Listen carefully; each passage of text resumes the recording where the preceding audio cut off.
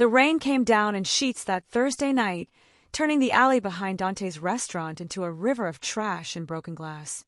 Inside, Alessandro Russo sat at his usual corner table, reviewing protection ledgers while his men handled the dinner crowd. The restaurant was legitimate, mostly, but everyone in this part of Chicago knew what Dante's really represented. Power, control, the kind of justice the courts couldn't deliver. Alessandro had built his reputation on being untouchable. At 38, he'd survived 3 assassination attempts, consolidated 4 rival territories, and earned the kind of respect that made grown men lower their eyes when he walked past. He didn't hurt civilians. He didn't deal drugs near schools. And he absolutely didn't tolerate anyone who preyed on the weak. Those were his rules, carved into the street's consciousness through swift and brutal enforcement. But tonight, those rules were about to be tested in a way Alessandro never anticipated. The restaurant's back door, the one only his inner circle used, burst open with enough force to slam against the brick wall. Rain poured in, thunder rolled overhead, and through the doorway came something that made every man in the room reach for their weapons. A little girl, maybe 9 years old, soaked to the bone, her dark hair plastered against her face, breathing in ragged gasps like she'd run miles. But it wasn't her appearance that froze everyone in place. It was what she wasn't using. Her legs dangled uselessly as she dragged herself forward, using only her arms, her small hands gripping the wet floor, pulling her body inch by painful inch toward Alessandro's table. Her jeans were torn at the knees, blood mixed with rainwater on the tile, and her brown eyes, wide with terror and desperation, locked onto Alessandro like he was the last hope in the universe. "Please," she sobbed, her voice barely audible over the storm. "Please, sir." He took my wheelchair. If you're enjoying the story so far, don't forget to hit the like button and subscribe. Drop a comment telling me where in the world you're watching from. I love hearing from you. Alessandro's men started to move forward, but he held up one hand. Everyone stopped. The restaurant went silent except for the girls' labored breathing and the storm raging outside. He studied her for a long moment, this broken child who'd somehow found her way to the most dangerous man in Chicago. Slowly, Alessandro pushed back from his table and knelt down on the floor. Not standing over her, not looking down, meeting her exactly where she was.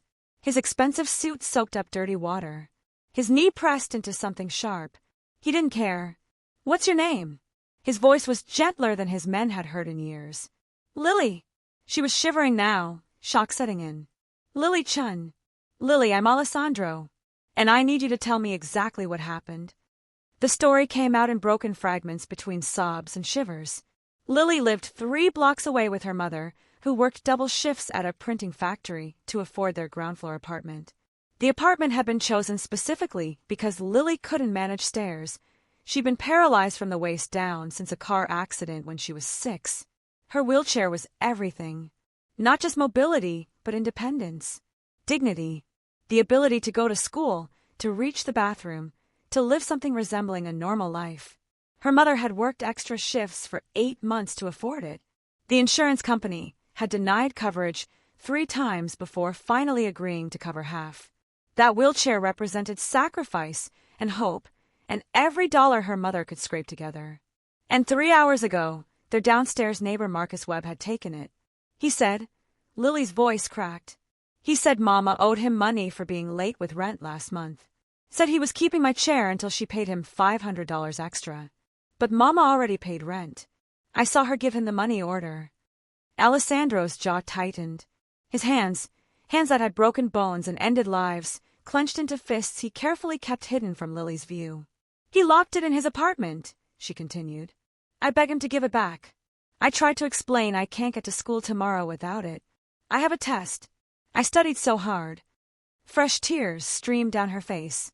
He laughed at me. He said maybe watching me crawl around would teach Mama to have his money ready on time. The restaurant remained absolutely silent. Alessandro's enforcer, Marco, stood near the kitchen door, his face carved from stone. Giuseppe, his oldest lieutenant, gripped the back of a chair so hard his knuckles went white. Every man in that room had their own reasons for following Alessandro, their own stories of injustice that had led them to his crew. But this, A grown man stealing a disabled child's wheelchair, this ignited something primal. "So you came here," Alessandro said quietly. "To me. Why, Lily?" She looked at him with eyes too old for her young face. "My friend Rosa's brother works in your kitchen. He said you help people when no one else will. He said you make the bad men stop being bad." Her chin trembled.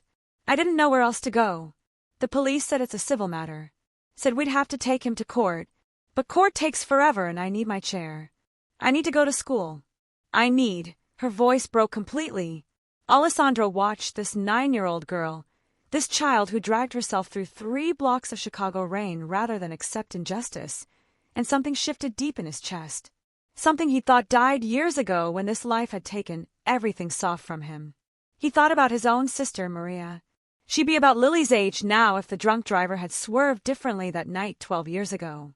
Maria, who'd never hurt anyone, who believed the world was fundamentally good, who died because someone decided their convenience mattered more than her life.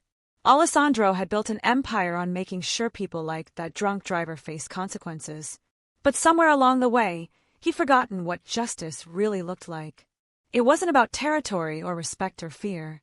It was about a little girl who just wanted her wheelchair back so she could take a test she'd studied hard for. "Giuseppe," Alessandro's voice cut through the silence like a blade. "Get me a towel. Marco, bring my car around. Front entrance." "Boss," Marco started. "Now." Alessandro turned back to Lily, his expression softening in a way his men rarely witnessed.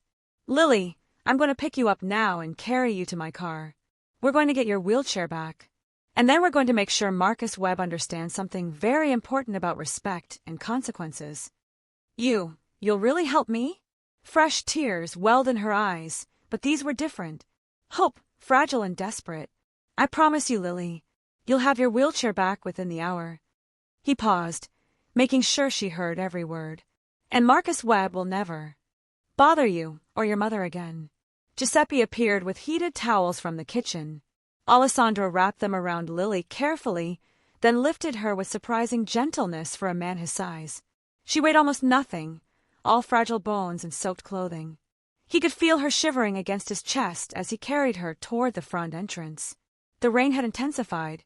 Thunder cracked overhead like God himself was angry. Alessandro's black Mercedes pulled up to the curb, Marco already holding the back door open with an umbrella. Alessandro climbed in with Lily still in his arms, unwilling to let her sit alone in her current state. "Where does this Marcus Webb live?" Alessandro asked as Marco slid into the driver's seat. Lily gave them the address, an apartment building Alessandro knew well. Run down but not condemned. The kind of place where working families lived because they had nowhere else to go. Where landlords cut corners and charged too much. Where people like Marcus Webb could terrorize vulnerable tenants because they knew no one had the resources to fight back. That was about to change. The drive took 6 minutes. 6 minutes, during which Alessandro held a trembling child and made silent promises to himself about what would happen when he found Marcus Webb.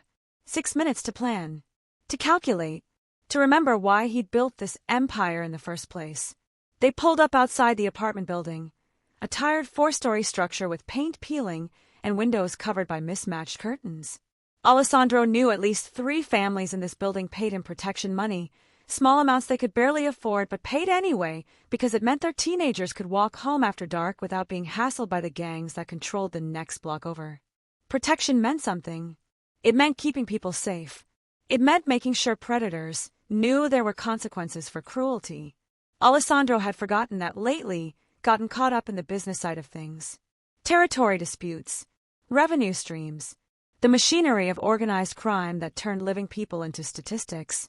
Lily reminded him what actually mattered. "Which apartment?" Alessandro asked, his voice deadly calm now. "Ground floor. Number 103. Right next to ours in 104. Marco appeared at the passenger door with an umbrella. "Boss, you want backup?" Alessandro looked down at Lily's face, pale with exhaustion and fear. "No. Just me. Give me your phone." Marco handed over his phone without question. Alessandro pulled up the camera and positioned it so Lily could see the screen. "I want you to stay here in the car where it's warm and dry. Marco's going to stay with you. You're going to watch on this screen what happens when someone hurts my family. Because Lily, the moment you asked me for help, you became family. And I protect my family." He stepped out into the rain, leaving his umbrella behind. Water soaked through his suit within seconds, but Alessandro didn't care. He walked with purpose toward apartment 103, each step measured and controlled. Behind him, Marco had positioned himself in the car's open doorway, phone angled, so Lily could watch the building entrance while staying safe and dry. The apartment building's main door hung loose on its hinges, broken lock, broken promises, broken system. Alessandro pushed through into a hallway that reeked of mold and defeat. Somewhere above, a baby cried.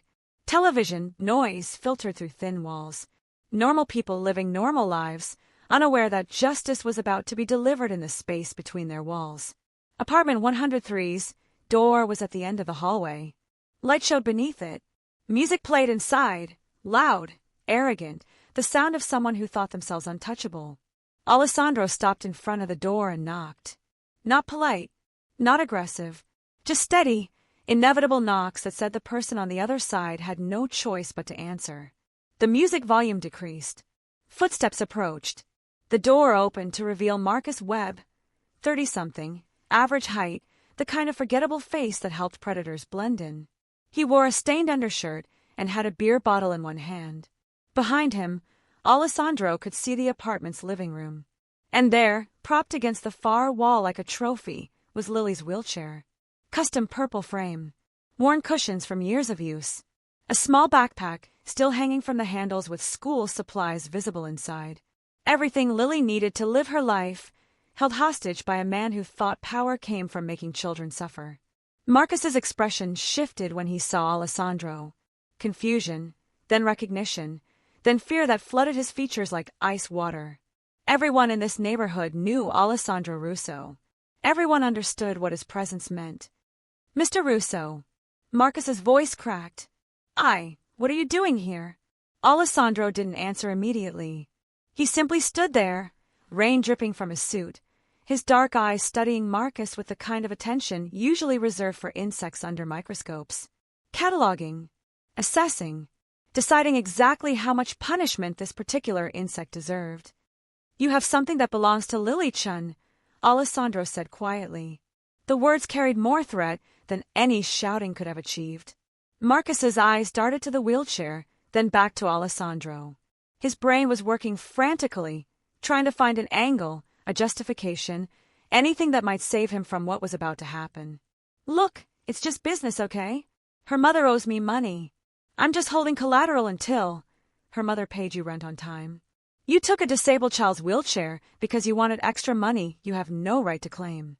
You laughed at a 9-year-old girl begging for the mobility device she needs to function. You told her watching her crawl would teach her mother a lesson." Alessandro took 1 step forward. Marcus took 2 steps back. "Do I have the facts correct?" Sweat beaded on Marcus's forehead despite the cool night air. The kid exaggerated. You didn't mean to make a paralyzed child drag herself 3 blocks through a thunderstorm to beg a mob boss for help? You didn't mean to steal her ability to attend school, to use a bathroom with dignity, to live anything resembling a normal life? Another step forward. Marcus stumbled backward into his own apartment. "What exactly didn't you mean, Marcus?" "Please, Mr. Russo. I'll give it back. Right now. No problem. Just a misunderstanding. Oh, you'll definitely give it back. But first, we're going to discuss consequences." Alessandro's phone, still in his pocket, was connected to Marco's via Bluetooth. Marco had positioned his phone so Lily could hear every word being said. Alessandro wanted her to understand that sometimes the monsters did face consequences, that asking for help wasn't weakness, that the world, however broken, still contained people willing to stand. Between the cruel and their victims, Marcus had backed all the way into his living room. His apartment was a disaster. Empty beer bottles everywhere, dirty dishes stacked in the sink, the sour smell of someone who'd given up on basic dignity. This was a man who hurt others because he couldn't fix himself, who extracted payment and suffering because money wasn't enough to fill whatever void ate at him. Alessandro felt no sympathy, only cold, calculated fury. "Here's what's going to happen, Marcus. First, you're going to tell me the truth about Lily's mother's rent. Every word, every transaction, because I'm going to verify it, and if I find out you lied to me about even $1, the consequences will be severe. Marcus's words tumbled out desperately. Mrs. Chen had paid rent on time, had even paid a week early. But Marcus had decided she could afford more, had decided that targeting a single mother with a disabled child was somehow acceptable, had decided their vulnerability was his opportunity. Second, Alessandro continued, his voice never rising above conversational volume, you're going to write Mrs. Chen a check for $5,000. I don't have $5,000. You'll find it. Sell your television. Sell your furniture. Get a second job. I don't care how you find it, but you'll have it in my hands by tomorrow evening. That money represents everything you've stolen from tenants over the years. Every late fee you shouldn't have charged. Every deposit you kept dishonestly. Every time you made someone's life harder because you could. That's not fair. Alessandro moved faster than Marcus could track. One moment he was standing near the door. The next, he had Marcus pressed against the wall, forearm across his throat, applying just enough pressure to be terrifying without causing damage. Not yet. Fair? You want to discuss fair? Alessandro's voice dropped to barely above a whisper. Was it fair when you made a 9-year-old girl beg for the wheelchair she needs to survive? Was it fair when you laughed at her tears? Was it fair when you decided your greed mattered more than her dignity? Marcus gasped for air. Alessandro eased the pressure slightly, enough to let him breathe, not enough to let him forget who controlled this moment. Third, Alessandro continued, you're moving out of this building. You have 48 hours to find a new place to live, anywhere in Chicago except this neighborhood, because every single tenant in this building is now under my protection. If you're still here in 49 hours, my men will move you. And trust me, Marcus, you don't want my men handling your belongings. He released Marcus, who slumped against the wall coughing and rubbing his throat. Fourth, and this is the most important part, so listen carefully. If I ever, and I mean ever, hear about you harassing another tenant, stealing another person's property, or targeting anyone vulnerable, I will find you. Distance won't matter. Time won't matter. Whatever city you run to won't matter. I will find you, and what happens next will make tonight look like a pleasant conversation. Do you understand me? Marcus nodded frantically. Tears streamed down his face now. Not from remorse, Alessandro suspected, but from fear. But fear would do. Fear kept predators in check when morality failed. Alessandro walked to where Lily's wheelchair sat against the wall. He inspected it carefully, checking the wheels, testing the brakes, ensuring Marcus hadn't damaged it in some petty act of cruelty. Everything seemed intact. The backpack still contained notebooks covered in a child's careful handwriting, math homework, a library book about space exploration, a lunchbox with stickers of cartoon characters, the ordinary objects of childhood that should never have been weaponized against an innocent girl. Alessandro turned back to Marcus one final time. Lily will be watching you, Marcus. And more importantly, I'll be watching you. Every day, every decision, every interaction you have with another human being. You've had your warning. There won't be another one. He picked up the wheelchair, tested its weight, then carried it out of the apartment. Behind him, Marcus collapsed onto his couch, shaking with reaction. Alessandro didn't look back. Men like Marcus didn't deserve his attention beyond ensuring they understood consequences. The rain had softened to a drizzle by the time Alessandro emerged from the building. Marco still stood by the Mercedes, phone positioned, so Lily could see everything. Alessandro approached the car, wheelchair in hand, and the expression on Lily's face, pure joy mixed with disbelief, made every calculated risk of his criminal empire feel worthwhile. You got it, she whispered, as if speaking too loudly might make the wheelchair disappear. You actually got it back. Alessandro opened the car door and set the wheelchair on the ground. I promised you, didn't I? He lifted Lily from the back seat with the same careful gentleness he'd used earlier, then lowered her into her wheelchair. She immediately tested the wheels, ran her hands over the armrests, checked the backpack to ensure everything was still there. Relief flooded her features, followed by something else, confidence. The kind of confidence that comes from knowing someone stood up for you when the world said you didn't matter. There's one more thing, Alessandro said, kneeling down to her level again. Water still dripped from his suit, but he ignored it completely. Marcus is going to give your mother $5,000 as compensation for what he did. He's also moving out of your building within 2 days. And Lily, I want you to give your mother a message from me. What message?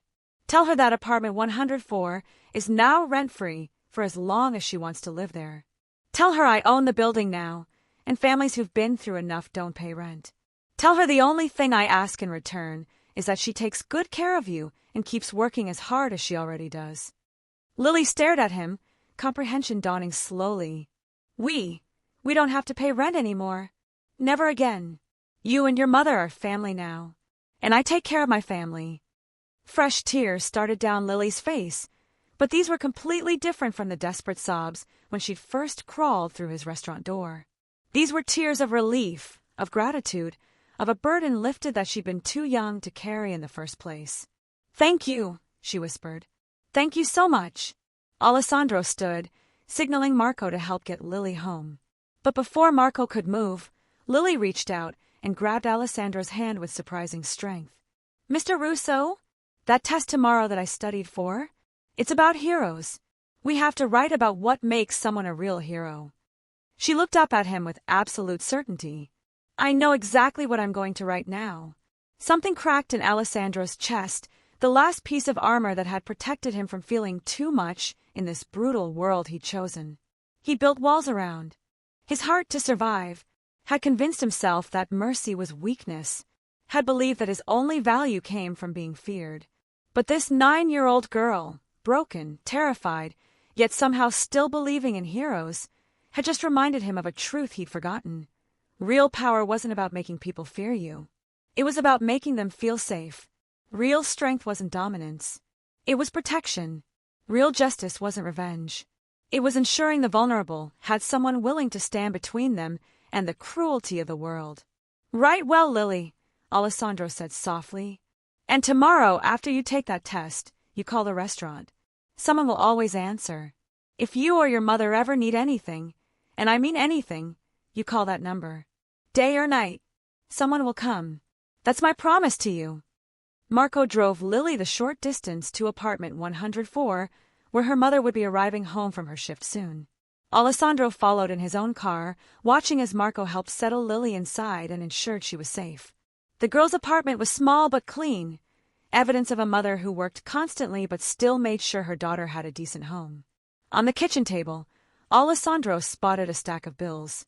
Medical expenses, physical therapy costs, the endless financial burden of raising a disabled child in a country where healthcare bankrupted families and insurance companies found creative ways to deny coverage.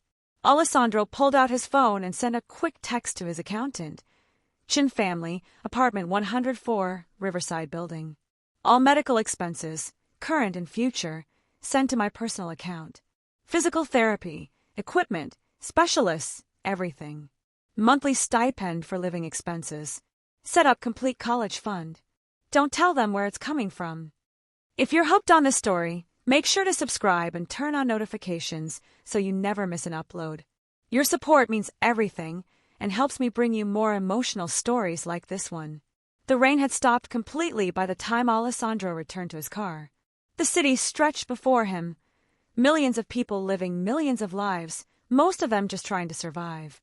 How many Lilies were out there right now? How many vulnerable children dealing with situations they shouldn't have to face? How many mothers working 3 jobs and still unable to afford basic necessities? How many Marcus Webbs extracting payment and suffering because the system let them? Alessandro had spent 20 years building an empire based on fear and respect. He controlled territory, collected protection money, ensured his crew prospered while law enforcement looked the other way. He'd convinced himself this was success, that power and wealth measured a man's worth. But tonight, soaking wet and carrying a 9-year-old's wheelchair through the rain, Alessandro had felt more successful than ever before. Tonight, he'd remembered why he'd started down this path in the first place. Before the territory wars and profit margins, before the reputation and fear, he'd wanted to protect people the law couldn't or wouldn't protect. He'd wanted to be the shield between predators and prey. Somewhere along the way, he'd lost that purpose. Tonight, A broken child crawling through the rain had helped him find it again. His phone rang. Marco's voice came through crisp and professional. "Boss, the mother just got home. You should have heard her reaction when she saw Lily in her chair, safe and happy. She started crying so hard she could barely talk. Lily's telling her everything.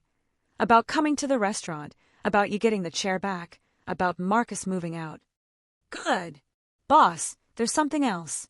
Mrs. Chin wants to know how she can repay you.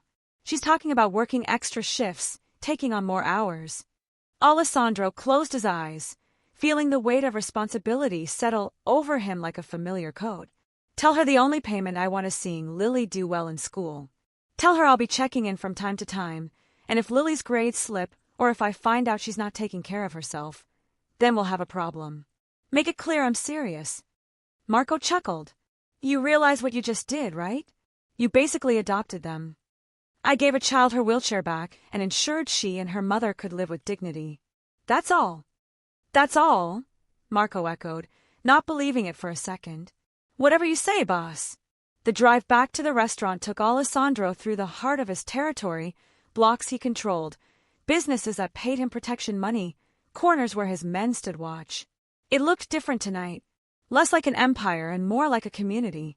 These weren't just revenue streams or tactical positions. These were families. These were Lily's and Mrs. Chen's, trying to survive in a world that made survival unreasonably hard. When Alessandro finally returned to Dante's, his crew was waiting. The restaurant had closed to regular customers, but his men remained: Giuseppe, Santo, Big Frank, all of them looking at their boss with expressions that mixed curiosity and something else. Respect, maybe, or recognition that something fundamental had shifted in the man they followed. "Everything handled?" Giuseppe asked as Alessandro shed his silk jacket. "Everything. Marcus Webb is packing as we speak," Santo reported. "Had 3 of our guys watching his apartment. He tried to sneak out with some boxes around midnight. We explained that moving day was tomorrow, not tonight. He went back inside real quick." "Good. Make sure he's completely gone by tomorrow evening. And Santo, check in with every tenant in that building. If Marcus has been pulling this kind of thing with anyone else, I want to know about it." Big Frank stepped forward, his massive frame blocking the light. "Boss, there's something you should know. Word's already spreading through the neighborhood about what you did for the Chin family. We've had 4 calls tonight from people asking if the stories are true, if you really help families in trouble." Alessandro poured himself a whiskey, the amber liquid catching the light. "What did you tell them?" "Told them to call back tomorrow, that we'd need to verify their situations first. But boss, if we start taking on every hard-luck case in Chicago, we're going to be running a charity, not a business." The room went quiet, everyone waiting for Alessandro's response. This was the moment that would define what kind of organization they really were. The moment where they either doubled down on being predators who extracted money from the desperate, or transformed into something different. Something dangerous but protective. Something that made the neighborhood safer, even if it operated outside the law. Alessandro took a slow sip of whiskey, feeling the burn, considering his words carefully. "We're not running a charity. We're running a protection operation. Real protection. Not the kind where we collect money and provide nothing in return. The kind where vulnerable people know they're safe because we say they're safe. The kind where predators think twice because they know we're watching." He set his glass down with deliberate force. "Every tenant in that Riverside building is now under our protection. No one touches them. No one harasses them. No one steals their wheelchairs, or their dignity, or their hope. And if anyone does, they answer to me. Spread that word through the neighborhood. Make sure every Marcus Webb out there understands the new rules." Giuseppe nodded slowly. "And the financial side? We're still collecting protection money. From businesses, yes. From families barely surviving? Absolutely not. No more shaking down people who can't afford it. From now on, we target the people who have money and want to buy real safety. We target the criminals who think they can operate in our territory without consequences. We become what we always should have been, the line between innocent people and the monsters who prey on them." Big Frank grinned, his teeth flashing white in his weathered face. "You realize the other families are going to think you've gone soft? Let them think what they want. While they're busy fighting over drug corners and prostitution rings, we'll be building something more powerful: loyalty. Real loyalty, earned through action, not fear. When the next turf war starts, we'll see whose men actually fight for them and whose men are just collecting paychecks. The conversation continued late into the night, Alessandro and his crew planning a fundamental shift in their operation. They would still collect protection money from those who could afford it. They would still maintain their territory through force when necessary. But the core mission had changed from extraction to protection, from predator to guardian. It was a dangerous gambit. The other crime families would see it as weakness. The police might see it as a cynical PR move. But Alessandro didn't care about their opinions. He cared about the look on Lily's face when she got her wheelchair back. He cared about making sure no other child had to crawl through the rain because the system failed them. 3 days later, Alessandro received a large envelope delivered to the restaurant. Inside was a test paper, the essay about heroes that Lily had taken the day after getting her wheelchair back. She'd scored 100%. The teacher had written at the top, "Beautiful and inspiring work. You should be very proud." The essay itself made Alessandro's throat tighten. Lily had written about a hero she'd met recently, someone who proved that heroes don't always look like what you expect. Someone who showed her that real strength means protecting people who can't protect themselves. Someone who kept his promises even when it would have been easier to look away. She'd never used Alessandro's name. Had called him a friend who helped my family instead. But every word radiated with genuine admiration and gratitude. At the bottom of the essay, Lily had added a handwritten note. "Mr. Russo, thank you again for everything. Mama cried when she found out we don't have to pay rent anymore. She keeps asking who would do something so generous. I told her about how you helped me, but she still can't believe someone would be that kind without wanting anything back. I showed her your restaurant's phone number and told her to call if we ever need help. She framed the number and hung it in our kitchen. She says it makes her feel safe knowing someone is looking out for us. I got a perfect score on my test because of you. Thank you for being my hero. Lily." Alessandro read the note 3 times, each reading hitting harder than the last. This was what success looked like. Not money or territory or fear. This was a 9-year-old girl feeling safe. A mother working hard knowing her daughter was protected. A family sleeping peacefully because someone stood between them and the cruelty of the world. He pinned the essay to the wall behind his desk at the restaurant, where he would see it every day. A reminder of why he'd made the choices he'd made. A reminder that power meant nothing if you didn't use it to protect people who needed protection. Word continued spreading through the neighborhood. More families started calling, asking for help with impossible situations. An elderly man being pressured by loan sharks. A teenager being recruited by a rival gang. A mother whose ex-husband violated restraining orders because the police couldn't respond fast enough. Each case carefully evaluated, each legitimate need addressed with swift efficiency. Alessandro's crew adapted to their new purpose with surprising enthusiasm. Giuseppe handled the elderly cases, setting up systems to protect seniors from financial exploitation. Santa worked with teenagers at risk of gang recruitment, offering them legitimate jobs in Alessandro's businesses. Big Frank became the enforcer for domestic violence situations, making it crystal clear what happened to men who hurt women or children. The other crime families did notice. The Giovanni sent word that Alessandro was disrupting the traditional power structure. The Castellanos started rumors that he'd gone soft. The Morettis watched carefully, trying to determine if this was genuine transformation or elaborate deception. Alessandro didn't respond to the talk. He simply continued the work, trusting that results would speak louder than words. 6 months after Lily's wheelchair incident, something unexpected happened. The Morettis came to Alessandro with a proposition. They'd been watching his operation, seen how the neighborhood responded, noticed the decrease in police attention since Alessandro stopped predatory practices. They wanted to adapt similar approaches in their territory. "You figured out something important," Don Moretti told Alessandro during their sit-down. "Fear is expensive to maintain. But loyalty, real loyalty, that's sustainable. We want to learn from your model." It was validation Alessandro hadn't expected and wasn't entirely sure he wanted. The Morettis were old-school organized crime. Drugs, gambling, prostitution, all the traditional revenue streams. Their interest in Alessandro's protection model came from pragmatism, not morality. But Alessandro agreed to share information to help them transition from extraction to protection. Not because he trusted them, but because every family they protected was another family safe from predators. Every child they shielded was another Lily who wouldn't have to crawl through the rain begging for help. The transformation wasn't perfect. There were still violent confrontations with predators who didn't understand the new rules. There were still collections that needed enforcing and boundaries that needed defending. Alessandro's hands remained stained with violence and moral complexity. But now, that violence served a purpose beyond profit. Now, every difficult decision could be measured against a simple question: would this make Lily safer? 1 year after the wheelchair incident, Alessandro received an invitation to Lily's school. She was receiving an award for academic achievement, highest grades in her class, perfect attendance despite her mobility challenges, leadership in the school's peer mentoring program.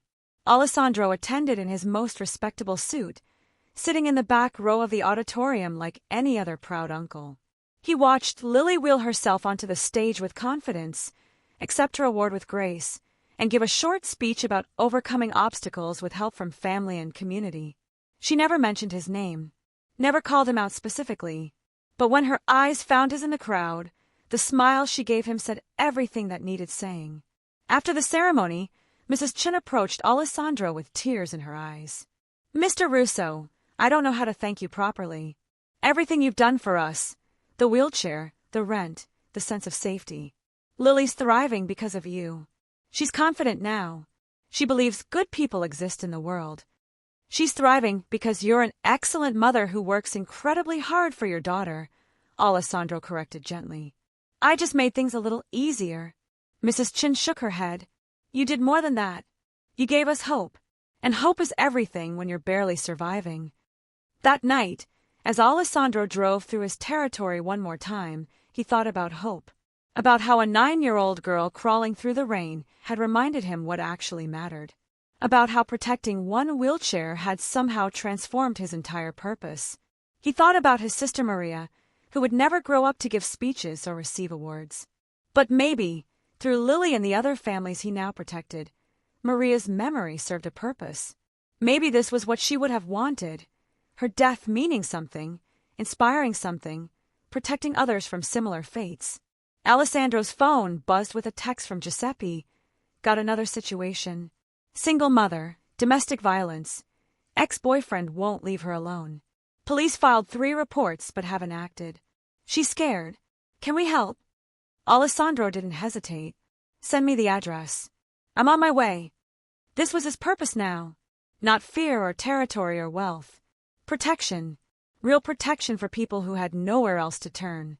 Every call he answered, every predator he stopped, every family he shielded from harm was another step toward redemption. Another small victory against the cruelty that filled the world. It wouldn't erase his past, wouldn't make him a good man in any traditional sense. But it meant that when children like Lily looked at him, they saw a hero instead of a monster. And for Alessandro Russo, that was enough. The Mercedes pulled into the night, heading toward another family in need, another chance to stand between the vulnerable and their predators. Behind him, the city glowed with millions of lights, each one a life, a story, a person trying to survive. Alessandro couldn't protect them all, but he could protect some. And sometimes, protecting one wheelchair, one child, one family was enough to change everything. The weeks following Lily's awards ceremony brought changes Alessandro hadn't anticipated. The riverside building where the Chin family lived had become something of a sanctuary, 15 families total, all now under his explicit protection. But protection meant more than just keeping predators away. It meant understanding the daily struggles these families faced and finding ways to actually improve their lives. Mrs. Chin had become an unofficial liaison between Alessandro and the other tenants. She'd organized a building committee that met every Tuesday evening in the community room Alessandro had renovated. The room had been a storage space, filled with broken furniture and water-damaged boxes.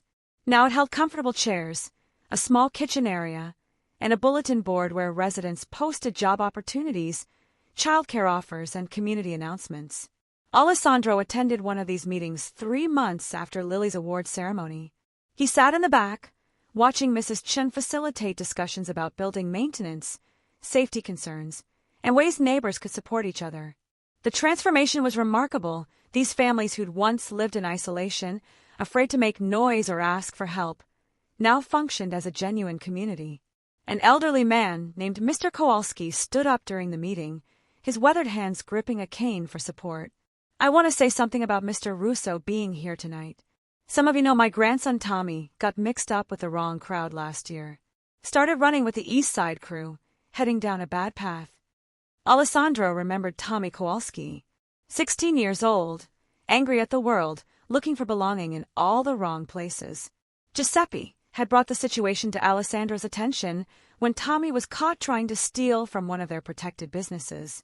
Mr. Russo could have hurt my grandson, Mr. Kowalski continued, his voice thick with emotion. Would have been within his rights according to street rules, but instead, he gave Tommy a job, paid him fair wages, made him work hard but treated him with respect. My grandson just got accepted to community college. He's studying to be an electrician. That doesn't happen without Mr. Russo giving him a second chance. The room erupted in applause. Alessandro felt deeply uncomfortable with the praise, but understood its importance. These families needed to believe that change was possible, that the world contained people willing to help rather than exploit. After the meeting, a young woman approached Alessandro hesitantly. She couldn't have been more than 22, with tired eyes and a toddler balanced on her hip. Mr. Russo? My name is Jennifer Martinez. I live in apartment 203. What can I do for you, Jennifer? She glanced around nervously, making sure no one else was listening. My ex-boyfriend, Carlos, he's been calling me. He's getting out of prison next month. He's the one who... She gestured to a faint scar on her cheek. I have a restraining order, but I'm scared it won't be enough. The police told me to call when he violates it, but by the time they arrive... Alessandro understood immediately. Restraining orders were pieces of paper that violent men ignored. When exactly is his release date? November 15th. 3 weeks from now. Give your information to Giuseppe, the man by the door with the gray hair. Address where Carlos will be staying if you know it. Names of his friends. Anywhere he might go. We'll make sure he understands that violating the restraining order means dealing with me. Relief flooded Jennifer's face. Thank you. I've been losing sleep every night, terrified of what he'll do when he gets out. You're under my protection now. So is your daughter. Carlos touches either of you. Looks at you wrong, even drives down this street, and he answers to me personally. After Jennifer walked away, Mrs. Chen appeared at Alessandro's side. You're giving these people something they've never had before, real safety. Do you understand how rare that is in neighborhoods like this? I'm just keeping predators away from vulnerable people. It's not complicated. It's everything, Mrs. Chen corrected. My daughter sleeps through the night now without nightmares. That's because of you. Every family in this building has a story like that. You're not just protecting us from danger. You're giving us the peace of mind to actually live our lives. Alessandro watched the families gathering their children, chatting with neighbors, laughing about small things. This was what protection actually looked like. Not fear or violence, but ordinary people living ordinary lives without constantly looking over their shoulders. The situation with Carlos Martinez came to a head exactly 3 days after his prison release. He'd immediately violated the restraining order, showing up drunk at Jennifer's workplace and demanding to see his daughter.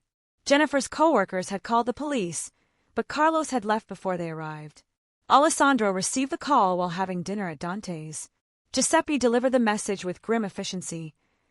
Carlos Martinez is currently sitting in his car outside the Riverside building. Been there for 40 minutes.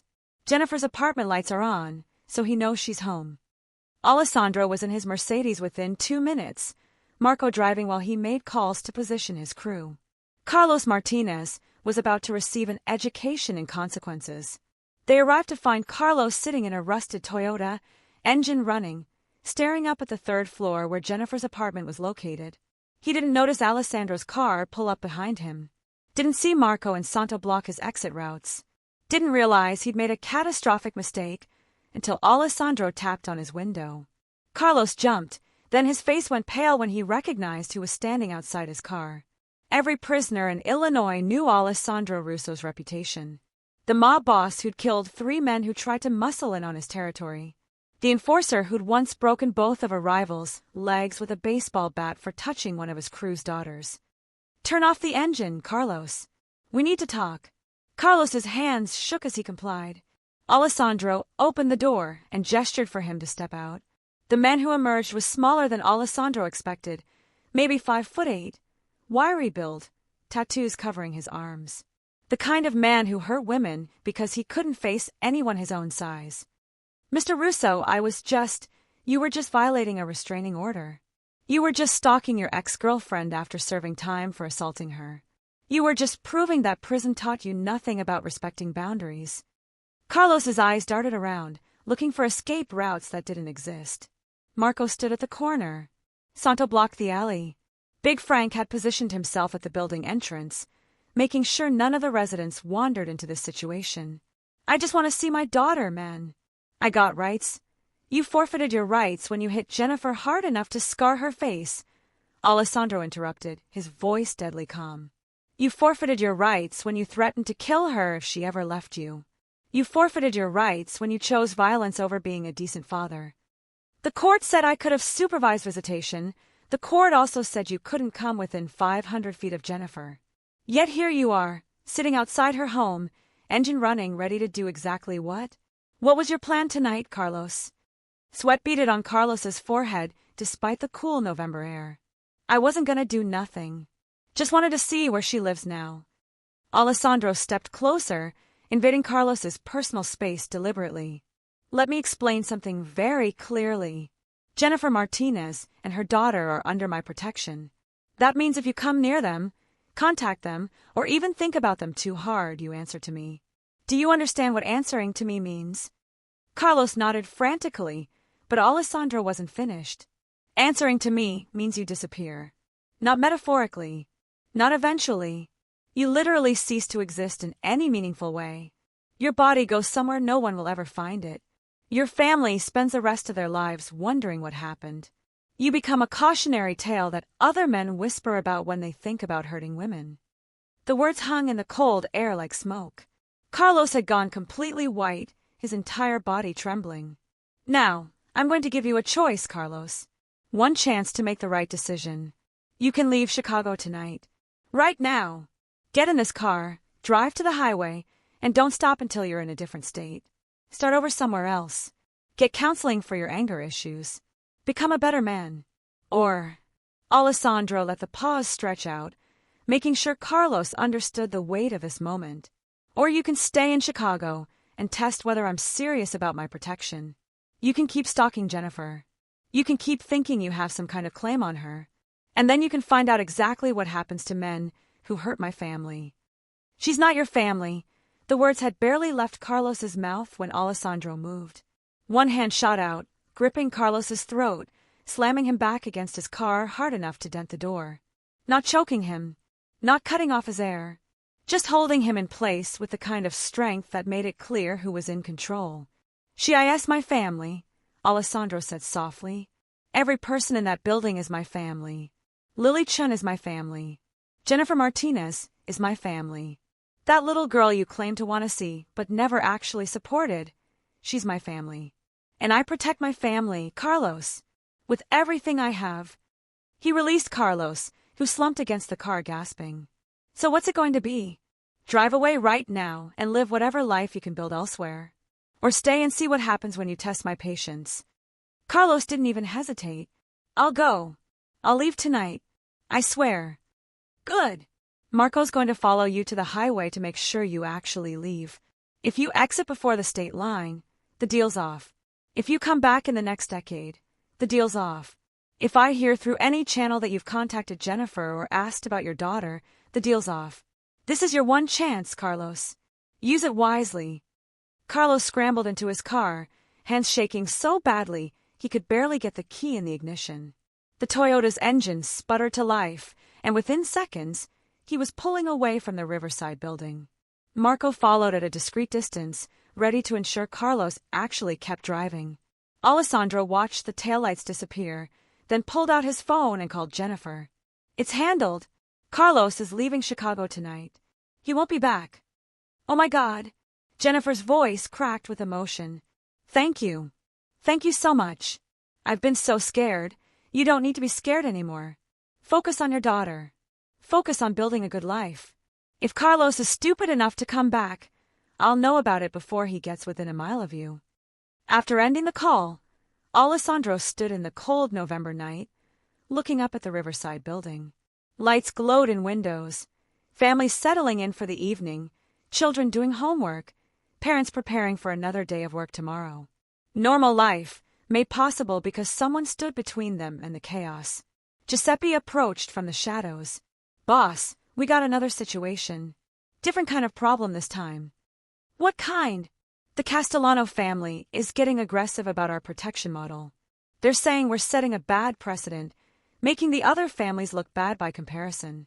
Don Castellano wants to sit down. Alessandro had been expecting this. The Castellanos ran their territory through fear and extraction, drugs, gambling, loan sharking, all the traditional rackets. They saw Alessandro's protection model as a direct threat to their business practices. Set it up. Neutral ground. Tomorrow night. You sure that's wise? The Castellanos have been looking for an excuse to move against us. They're not going to move against us, Alessandro said with certainty. They're going to threaten and posture and try to force us back to the old way of doing things. But they won't actually start a war because they're not sure they'd win. Giuseppe grinned. Confident. Realistic. Our crew is more motivated than theirs. Our territory is more stable. Our revenue streams are more diversified because we're not just shaking down desperate families. The Castellanos know this. They're just hoping we don't. The sit-down with Don Castellano took place at a restaurant in neutral territory, a high-end Italian place, where both families could bring their security without immediately starting a firefight. Alessandro arrived with Giuseppe and Santo, deliberately keeping his numbers minimal. A show of confidence. Don Castellano was old-school organized crime, 70 years old, 300 pounds, fingers covered in gold rings. He'd run his territory through fear and violence for 40 years, maintaining power through sheer brutality. Men who crossed him disappeared. Businesses that didn't pay burned. He represented everything Alessandro was trying to move away from. Alessandro Russo. Don Castellano's voice was like gravel and whiskey. I've been hearing interesting things about your operation lately. Don Castellano, thank you for meeting with me. They sat at a corner table, both crews watching each other carefully. The restaurant's owner nervously brought wine and appetizers, then disappeared into the kitchen as quickly as possible. This protection model of yours, Castellano continued, it's causing problems. My associates are starting to ask why we don't offer similar arrangements. My tenants are complaining that they pay more for less safety. You understand how that makes me look? I understand that your tenants pay extortion money for protection they don't actually receive. I understand that families in your territory live in fear of your crew as much as they fear outside threats. I understand your model is unsustainable because fear is expensive to maintain. Castellano's jaw tightened. Careful, young man. You're speaking about traditions that have lasted generations. Traditions that are dying, Alessandro countered. Look around, Don Castellano. The old families are being torn apart by federal investigations, asset seizures, RICO prosecutions. The old model stopped working the moment the government started treating organized crime as terrorism. And your model is better. My model is sustainable. I provide real protection to families who need it. I make my territory genuinely safer.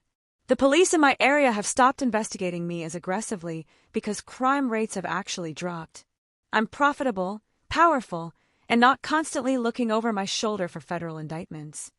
Castellano sipped his wine, studying Alessandro with calculating eyes.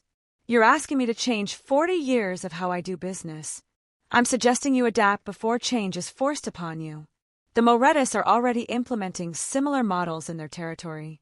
Other families are watching and learning. The ones who refuse to adapt will be the ones who fall first. The conversation continued for 2 hours. Castellano probed, questioned, challenged every aspect of Alessandro's operation. But underneath the hostility, Alessandro detected genuine curiosity. The old Don was tired of constant violence, tired of losing soldiers to prison, tired of knowing that federal investigators were always one informant away from destroying everything he'd built. Finally, as dessert arrived, Castellano leaned back in his chair. "Tell me honestly, Alessandro, does this model actually work? Are you genuinely profitable providing real protection instead of just collecting fear money?" Alessandro pulled out his phone and showed Castellano carefully sanitized financial records. Revenue from legitimate businesses that now thrived under genuine protection. Decreased expenses from reduced enforcement violence. Increased loyalty from crew members who believed they were protecting their community rather than just extracting money. "I'm more profitable now than I was 3 years ago," Alessandro said quietly. "And I sleep better at night." Castellano laughed, a genuine, surprised sound. "Sleep better? When did we start caring about sleep?" "When I realized that dying wealthy but hated means nothing. When a 9-year-old girl reminded me what actually matters. When I understood that power without purpose is just noise." The meeting ended with a tentative understanding. Castellano wouldn't interfere with Alessandro's operations. In exchange, Alessandro would provide consultation if Castellano decided to implement similar models. It wasn't friendship or alliance, just mutual recognition that the old ways were ending and adaptation meant survival. Back at Dante's restaurant, Alessandro's crew celebrated the successful negotiation. But Alessandro felt restless. He'd navigated dangerous political waters, protected his territory, and potentially influenced how organized crime operated in Chicago. Yet the victories that mattered most were smaller and more personal. He thought about Lily Chun, who was thriving in school and no longer looked over her shoulder constantly. About Jennifer Martinez, who could finally sleep without fearing her ex-boyfriend's return. About Tommy Kowalski, who was building a legitimate future instead of following the path to prison. About Mrs. Chun organizing community meetings, where families supported each other. These were the real victories. Not territory or respect or fear, but individual lives improved because someone stood between them and the cruelty of the world. His phone rang. An unfamiliar number. Alessandro answered cautiously. "Mr. Russo?" A small voice, nervous but determined. "This is Rosa Gutierrez. My brother works in your kitchen. He said you help people sometimes." Alessandro sat up straighter. "Rosa, how old are you?" 13. "Mr. Russo, there's a man who's been following me and my friends after school. Not every day, but sometimes. He drives a white van, and he tried to talk to my friend Maria yesterday. Offered her candy and asked if she needed a ride home." Every alarm bell in Alessandro's system started ringing. This was exactly the kind of predatory behavior that destroyed families and created victims. "Have you told your parents? My mom works 2 jobs. She's never home when I get back from school. And Maria's parents don't speak much English. They're scared to talk to police." "Rosa, I need you to listen very carefully. Do not, under any circumstances, accept anything from this man or go anywhere near his van. Do you understand?" "Yes, sir." "Where exactly does he wait for you?" Rosa provided detailed information: the corner where the man parked, the approximate times he appeared, descriptions of the white van, and the man himself. Alessandro took notes, his mind already racing through response scenarios. "Rosa, you and your friends are going to have protection starting tomorrow. You won't see my men, but they'll be watching. If this man approaches you again, you call this number immediately." Alessandro rattled off his personal cell number. "Day or night, I'll answer." "Can you do that?" "Yes, sir." "Thank you, Mr. Russo." After ending the call, Alessandro immediately contacted Giuseppe and Santo. "We have a predator targeting middle school girls. White van, operating near Kennedy Middle School. I want round-the-clock surveillance starting immediately. Eyes on every entrance and exit. Every adult who looks twice at those kids gets documented." The operation to catch the predator took 3 days. Alessandro's crew set up carefully concealed surveillance around Kennedy Middle School, documenting everyone who came and went. The white van appeared on day 2, exactly as Rosa had described, a nondescript vehicle with an older man behind the wheel, watching the children with calculated interest. They followed the van back to a rundown house in a deteriorating neighborhood. Background checks revealed the man was Gerald Hicks, 47 years old, with 2 prior convictions for approaching minors. He'd served minimal time because prosecutors couldn't prove intent beyond reasonable doubt. The legal system had failed to stop him, so he'd simply moved to a new hunting ground. Alessandro made a decision. Some predators couldn't be reformed or scared away. Some predators only understood permanent consequences. Gerald Hicks was about to learn exactly what those consequences looked like. The confrontation happened on a Thursday evening. Gerald had returned home from his surveillance of a school, unaware that he was now the one being watched. Alessandro waited until Gerald was inside his house, then knocked on the door. Gerald answered with a smile, expecting a delivery or neighbor. The smile died when he saw Alessandro's face and the two large men standing behind him. "Gerald Hicks, we need to talk about your interest in young girls." Fear and confusion warred on Gerald's features. "I don't know what you're talking about. White van. Kennedy Middle School. 13-year-old girls you've been watching. Offering candy and rides. Don't insult my intelligence by denying it." Gerald tried to close the door. Big Frank's foot stopped it. Santo pushed past, entering the house without permission. Alessandro followed, watching Gerald's reaction carefully. The house confirmed everything Alessandro feared. Inside a locked bedroom, they found photography equipment, files on multiple young girls, schedules and routes mapped out with disturbing precision. Gerald Hicks wasn't a casual predator. He was a systematic hunter who'd perfected his craft over years of practice. "You have two choices," Alessandro said, his voice colder than Gerald had ever heard human speech. "Choice 1, you're in your van within 10 minutes, driving away from Chicago, and you never stop driving. You leave Illinois. You leave the Midwest. You disappear so completely that no one ever finds you. And Gerald, if you ever touch another child, if you ever approach another middle school, if you ever act on these sick fantasies again, I will find you. And what happens next will make you wish for prison." Gerald was crying now, understanding that his carefully constructed predatory life was ending. "And choice 2. Alessandro's smile was terrifying in its complete lack of warmth. "There is no choice 2. You're leaving tonight. The only question is whether you're driving yourself or whether my men are disposing of your body. I'll let you decide which sounds more appealing." 20 minutes later, Gerald Hicks was driving out of Chicago, his van packed with whatever he could grab in his panic to escape. Alessandro had taken all the files, all the photography, all the evidence of Gerald's predatory behavior. The materials would be destroyed, but not before Alessandro's crew identified every girl Gerald had been targeting and ensured they all had protection. Rosa called Alessandro the next day. "Mr. Russo, the man with the white van didn't come to school today. Or yesterday. Did something happen?" "He moved away, Rosa. He won't be bothering you or your friends anymore." "Really? Just like that? Just like that? But Rosa, I need you to understand something important. If anyone else ever makes you uncomfortable, any adult who seems to be paying too much attention to you or your friends, you call me immediately. Don't wait. Don't second-guess yourself. Trust your instincts and call." "I will. Thank you, Mr. Russo. My friends and I feel so much safer knowing someone's looking out for us." After ending the call, Alessandro sat in his office at Dante's, thinking about the world he'd helped create. A world where 13-year-old girls could call a mob boss for protection and actually receive it.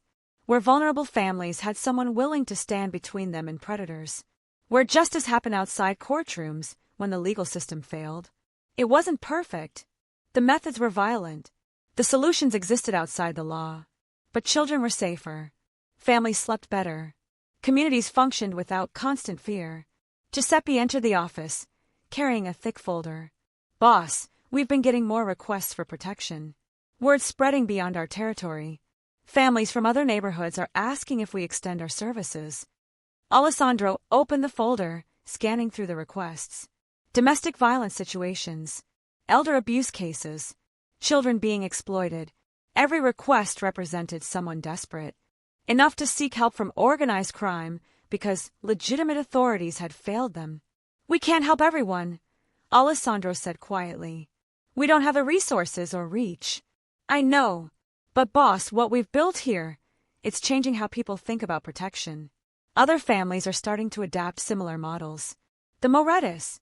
Now even Castellano is considering it. You're creating a ripple effect."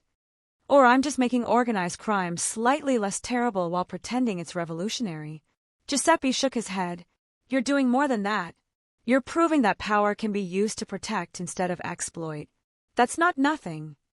That evening, Alessandro drove past the riverside building where Lilichin lived. The community room lights were on. Another Tuesday meeting. Through the windows, he could see families gathered, children playing while adults talked. A community that functioned, supported each other, felt safe enough to be vulnerable with their neighbors. His phone buzzed. A text from Lily. Mr. Russo, I wanted to tell you I got my report card today. Straight A's. Mama cried happy tears. Thank you for believing in me and giving us a chance. You changed our whole life. Lily. Alessandro stared at the message for a long time. Straight A's. A mother's happy tears. A child thriving instead of just surviving. This was what success looked like. Not money or territory or fear, but a 9-year-old girl with a future. He typed back carefully, I'm proud of you, Lily. Keep working hard. Keep being brave. And remember, you changed your own life by being courageous enough to ask for help when you needed it. I just helped clear some obstacles. The rest was all you. The response came immediately, but you cleared the big obstacles. The scary ones. That matters. Alessandro smiled, something warm unfurling in his chest. It did matter. Every wheelchair recovered, every predator stopped, every family protected, it all mattered. Not because it made him a good person or absolved his violent past, but because it meant children like Lily could focus on homework instead of survival. The Mercedes continued through the night, Alessandro patrolling his territory one more time. Not looking for threats or collecting money, just watching. Making sure the families under his protection could live their ordinary lives without extraordinary fear. This was his purpose now. Not the most powerful crime boss or the most feared enforcer, but the man who stood between the vulnerable and the predators. The guardian who kept his promises to children who trusted him. The protector who believed that power without purpose was meaningless. And for Alessandro Russo, that was finally enough. Thank you so much for watching until the end. If you love the story, check out the other videos on your screen now. I think you'll really enjoy them. And don't forget to subscribe if you haven't already. See you in the next story.